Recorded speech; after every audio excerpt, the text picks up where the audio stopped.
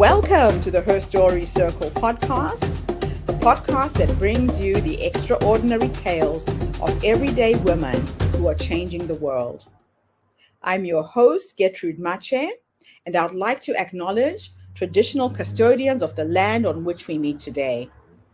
I also like to pay my respects to elders, past, present, and emerging. Every week, we dive into the lives, challenges, and triumphs of women from all four corners of the globe. We're here to inspire, enlighten, and connect, sharing stories that uplift and empower. So grab a cup of coffee, settle in, and join us as we explore the incredible journeys of women shaping our future. This is Her Story, where every woman's voice matters. Hello, everybody, and welcome back to the Her Story TV and the Her Story podcast. This is Marcia here in beautiful Melbourne, Australia. And today I am graced with the presence of yet another fascinating woman. Welcome, welcome, welcome to our tribe. Please tell everybody your full name, where you're based, how old you are, and share your story with us today.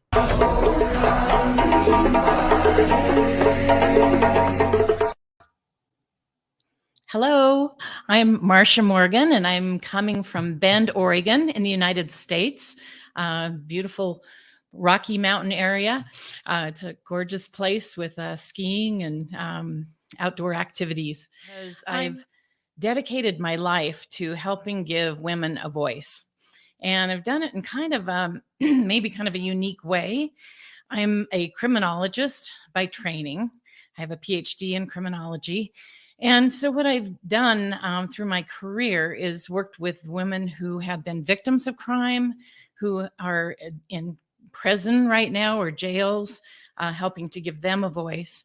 But my career was kind of an interesting journey to where I've gotten to today and writing books and things for women. So let me just share a little bit about my world. I started actually 1975. I'd just gotten out of college and was hired as a law enforcement officer. This is in Eugene, Oregon, in the United States. And it was one of the first all-female sexual assault units, which today doesn't seem that unusual, but at the time it was kind of unique. And there were just not many women in law enforcement to begin with. So there was a whole challenge, dealing with the male population that did not want us there at all. But we dealt with sexual assault issues from little children through elderly, all different ages, men and women, but I'd say about 95% of our cases were women. It was a university town as well. It was an exciting time, I have to admit. I feel very fortunate to have had that job. It was during the second wave of feminism, so there was just a lot of awareness coming out about sexual assault. So, I'd go to hospitals and I'd help set up procedures on, evidence collection. I went to the legislature and, wrote bills and laws that are still in existence to help victims of crime and to get new types of sexual assault crimes on the books. I did a lot of community education. That was probably the biggest thing I did. I was the director of the program, but a lot of my work was with the media and going to community groups, granges, neighborhood watch groups, a lot of schools, and just talked about the myths and misconceptions about sexual assault. I mean, it was really at a time when people were still blaming the victim a lot. So from that, I felt a passion, and that has stuck with me to almost 70 years old, that there's just such a need to help women have a voice in that kind of a setting. So another colleague and I, a woman detective, she and I decided we were really having issues talking to the real young victims, kids who didn't have the right words or vocabulary or were shy and couldn't really discuss the sexual part of the crime, which was needed to be able to take the case to court. So we developed the anatomical dolls that police and counselors to this day still use with children to help them describe or demonstrate what happened to them. So they're cloth dolls, about 17 inches tall. boys and girls and adults as well. And they have all the body parts on them. They come in 3 different skin colors.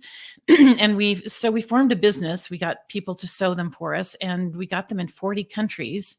And then my business partner and I would follow the dolls to the other countries and give lectures and on forensic interviewing techniques and being sensitive with victims, how to word things and not being overly suggestive or putting words in their mouths, and what to do when you go to court. So it was a very exciting time. I got to see the world and meet so many people that were doing something similar to what we were doing, of trying to make the world a better place for women that and young girls who experience sexual violence. So I did that for a number of years, left and went back and got my PhD. And I was finding that this is probably not coming as too much as a surprise to many of you, that as women, sometimes we have to like overachieve to be noticed. So that's why I went back and got my PhD and got a couple masters. And, I was doing that at night as I was working the full-time job. But I formed this company and left law enforcement. And so for the last 42 years, I've had MGIMA, the word on the back of the wall here. I'm sitting here in my office. It's a company now that does all sorts of consulting around crime and gender. And so I work a lot with Washington, D.C., a lot of the Department of Justice and so forth. And they will send me to prisons, and I will help set up gender responsive programs for women who are in prisons. As you probably know, many of the women in prison, a lot of studies are around 80 to 90% had been sexually assaulted in their life. So it's kind of a full circle sort of feeling. So about 2 weeks before the pandemic hit, I decided I would retire. Not good timing, but kind of the whole world shut down. So I was, like many of us, were kind of stuck in our homes for many months. And I was actually initially excited about having kind of downtime. I had been wanting to write some more books. I'd written a number of books through the years, but they were kind of technical. I mean, forensic kind of interviews and curricula for schools and things like that. But I wanted to write something for the mass market. So I kind of went to town and really got on a roll. And the first book I wrote was actually, I've got it right here. It's called Go, How to Get Going and Achieve Your Goals and Dreams at Any Age. And it's a book for women and girls. And it really talks about the unique kinds of setbacks, barriers, roadblocks that we experience, and how, which I think is a little bit different than many men, and how we can deal with that, how we can, step back, regroup, recharge, and move forward.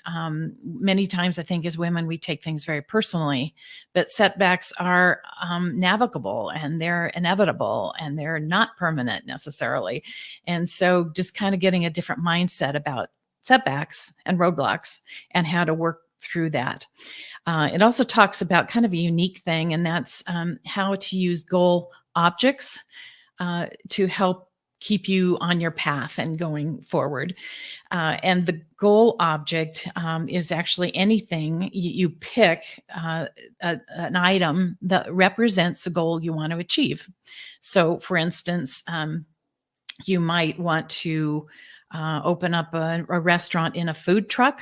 They're very popular in the United States. I assume they are in other places too. You might get a little toy truck and have that sitting on your nightstand or by your computer, or maybe you have a little globe of the world because you want to travel the world, or join the Peace Corps or something.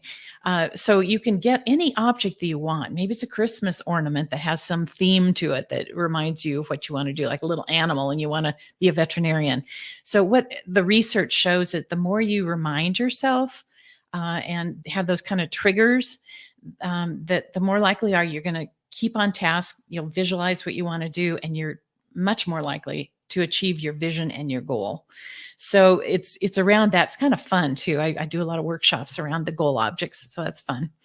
So that was one book. And then the second book I wrote, I think I'm done writing for a little bit, but the second book is called Should I Change My Name? The Impact of Your Last Name on Identity, marriage, and happiness.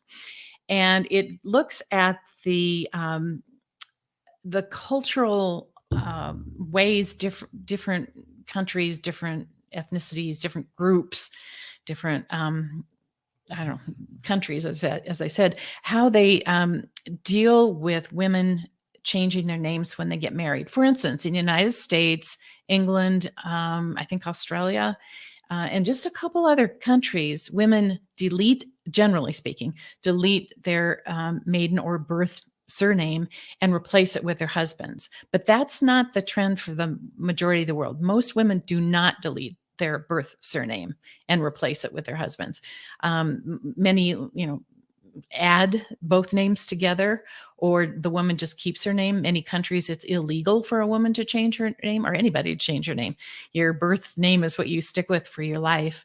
I happen to have kept my birth surname when I got married. But in the United States, it's only about 20 to 25% of women do. But in the United States, women used to be forced to do that because they were considered the property of the man. So it's a really interesting historical look at what countries are doing and why that tradition exists, what to do about children, religious issues, just all sorts of things. So anyway, that was a very fun one. I have been collecting information on that since 30 years or something. So that was really fun to get that one done. But you might ask, what do these things have to do with crime? Because that's sort of been my world. But actually the common denominator is that it's still about giving women a voice, a choice, doing what they want to do, and an informed choice, so that they understand, kind of what the history is and the background. So what's next? As I said, it's kind of a significant birthday next year. So I'm really, I don't know, I can't say struggling exactly, but it really feels like a transition time. I've kind of let go of the criminal justice work, pretty much 90%, 95. It's hard because that has really been my passion, my identity. So what's this next chapter going to hold? How do you pass the baton to younger people who hopefully will carry that torch? Maybe didn't have the same discrimination I went through growing up, or my mother my mom couldn't even vote when she was born. So, it's not that long ago that things were, pretty bad for women in many ways. So it has gotten better, but passing the torch in a way that's meaningful and still passes on that history of where we've been, so we don't forget that, because we can go backwards. The U.S. has had some challenges in that way, and I think other parts of the world too. So that's kind of it in a nutshell. Oh my gosh, Marcia, what a life you have led. And it feels to me like it's gone full circle. Everything that you were focused on at the beginning of your career is still a thread that runs through everything you're doing now. Now, for a lot of women reaching your age, it's a scary time. You look to me like you have so much juice left in you. You'll be going for another 50 years quite easily. You're kind. What excites you the most about this part of your life? I like women not to look at it with fear, but with excitement. What excites you the most? What makes you wake up and do what you do? I think it's a really good question, because I think I have asked myself that same thing, because your energy does change. I was pretty much in denial about that, but you don't quite have that same energy. But I am still involved in marches, for some of the women's marches. I'm still writing letters to the editor or letters to Congress people, and so I'm still, I don't know, I still have that fire. But not at the same level. And, that's okay. I think not having a schedule is really weird.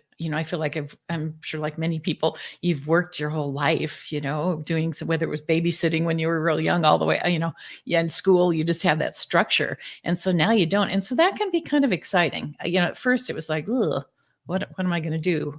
But I kind of created some structure that is starting to work, but it's a transition. It really is. Yeah, and it's the beautiful thing is it's almost like you have a blank canvas and you can paint whatever picture vision you want for the future. And a Mm-hmm. lot of times we go into professions, we need to make money, we've got family, you've got bills to pay, and so life kind of takes over. But you've reached that point in your life where you've got choice now. Mm-hmm. Yeah, choice and prioritizing. How much time do you want to spend with friends who at the last minute say, oh, let's go get a cup of coffee? My old self would have said, no, I've got this report to get out. I've got, something. And so I didn't go to lunch or coffee as much with friends. So now I really have prioritized that, my women friends in particular are really important. So your passion is around the writing and capturing these amazing stories. You write to empower, from what I can see.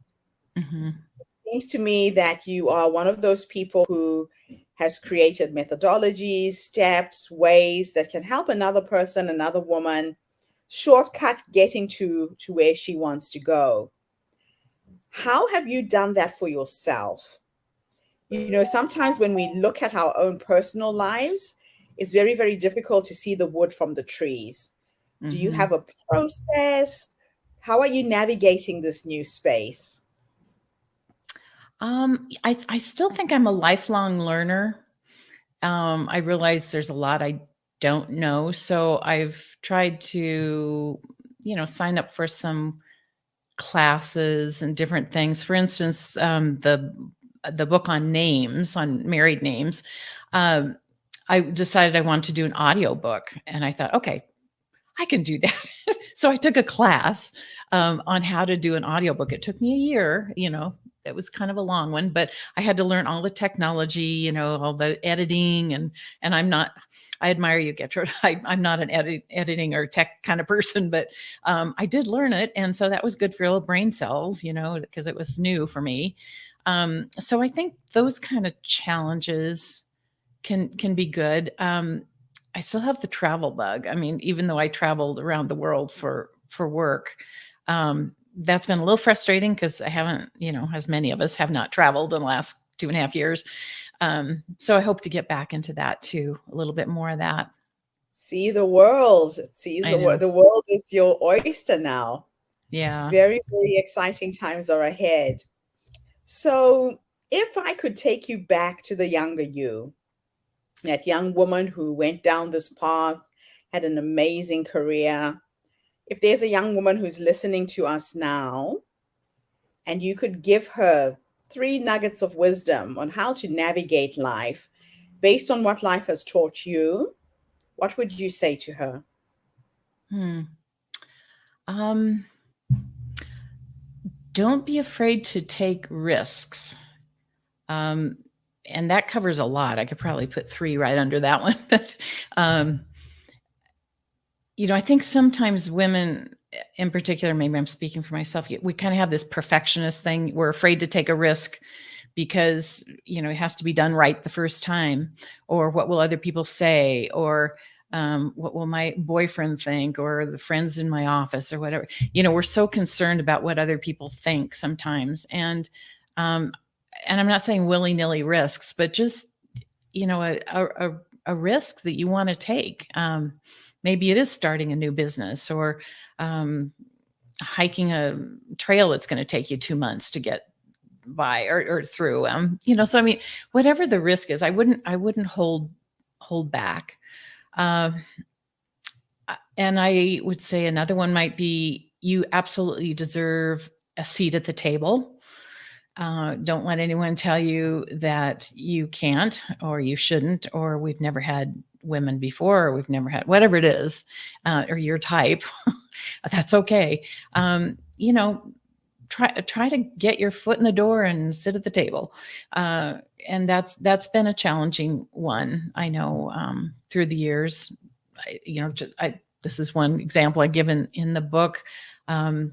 This was several years ago, but it was like in the 80s, so it's a little bit. But my business partner and I went to go get a loan for our business. We bought a little building that we were going to buy, and we could not get a loan without our husband signing for the loan.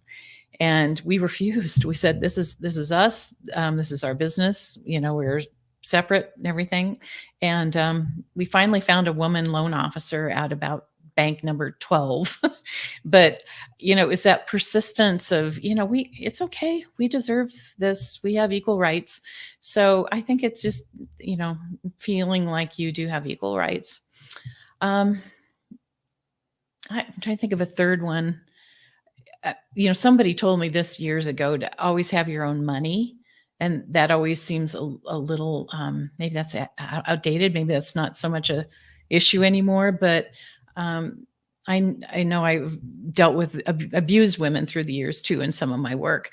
And so often they were just stuck because they had no means, of getting away or getting a hotel room or anything of that nature. So having your own money, earning your own money, having a separate account, whatever it might be, is really important. I think it's important for self-esteem, and it's important for giving you some autonomy and options. And you're very right. A lot of times women who are not economically empowered are trapped in relationships and situations where they can't leave because they don't have the financial means. And in fact, right now, they're finding that most of the women who are homeless in the world, the biggest demographic of homelessness are women over 50. Oh, really? Mostly because they relied on their husbands to take care of the bills. Some are now separated or widowed. The husband's not there to take care of finances, and women find themselves in trouble. So I'm a very, very passionate advocate for women's financial literacy. I love that you brought that up. So now, what does the future look like for you, Marcia? If you were to paint a picture of where you want to go from here, what would that be? I think just being open, realizing that, I have more years behind me than I do ahead of me. So I don't want to waste time or being around negative people or toxic people.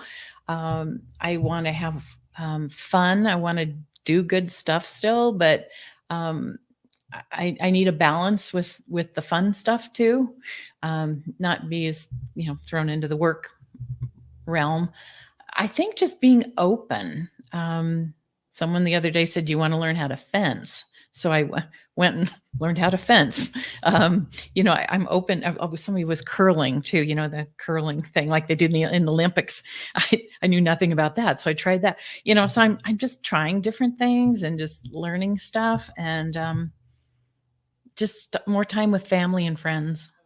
I love it. It's almost like you go back to being childlike about life and taking on these new experiences and being curious and So I forgot one other thing, kind of being open to it. I had a call the other day from a documentary filmmaker in New York who is talking to me about doing a film that she's working on around women and traditions in marriage, looking at the history of that. So I'm hoping that pans out too, because that sounds like that would be fun, not work, but fun. Yeah, that's exactly what I want to talk to you about, a film that I'm working on. So this is exciting. It sounds like a career is in the works for you. Yeah. Marcia, your story is so inspiring. The dolls that you created to help children in particular who have been hurt and can describe what has happened to them. Would you say that that is the one thing you've done in your life you feel you've left a legacy and made a real big difference? Yes, I think that is it. And I think I was about 25 when I did that. So it was a long time ago. But I heard from so many people that it helped. And we went to the International AIDS Conference, and we had a talk and a display thing there, and they were actually using some of the dolls for teaching how to put condoms on, because like I said, they have all the correct body parts. So it actually kind of went a different direction a little bit too for a while. So yeah, I think that probably is the one thing that I guess I'm most proud of. Yeah. You have left a legacy that has changed the lives of many, many, many women and children. Thank you for your work, Marcia. I'm very excited to have found you. I just have a sense and a feeling that you and I are going to be doing some things together. You're talking about the dolls being used to demonstrate how to use a condom. I started my work in Africa during the AIDS pandemic. And World Health had come into our village in a helicopter, dropping flyers and condoms to people who can't read. And I remember they would take broomsticks and put the condoms on a broomstick and say, this is how you use it. Every single hut in our community had a condom on a broomstick behind the door to prevent the spread of AIDS. So, yeah. Well, that's what they taught, right? Yeah. I know with fingers too. Sometimes they'd put it on the finger, and then people would put it on their finger, and that didn't help too much. Yeah. Oh, thank you, Marcia. Thank you for this interview. Oh, great. I appreciate it. We're really honored to have you in our circles. And thank you to everybody who's tuned in today. The Her Story Circle is attracting some phenomenal women who've done some amazing things with their lives, and they keep going. They keep reinventing themselves. Today is a real example that life doesn't stop at the age of 50. You can be 70 and just keep reinventing yourself. And it's up to you what you're going to do with the rest of your life, like Marcia said. Thank you so much, Marcia. Very, very inspiring story. Thank you. Bye for now, everybody. I'll be back next week with yet another amazing guest. In the meantime, have a fantastic day, morning, or evening, wherever you are in the world. And bye for now. Thank you for tuning into the Her Story Circle podcast. I hope today's story has inspired you to believe in the power of our stories and the difference you can make in the world when you use your voice. I'm Gertrude Marcia, and it's been an honor to share this space with you, where voices from all walks of life come together to weave a rich tapestry of diverse perspectives. Don't forget to subscribe, rate, and review our podcast to help us share these stories with more listeners. Follow us on social media by looking for the Her Story Circle podcast, and join us tomorrow for another episode filled with courage, resilience, and empowerment. Remember, your story matters, and together we're building a stronger, more inclusive world. Until next time, keep making her story.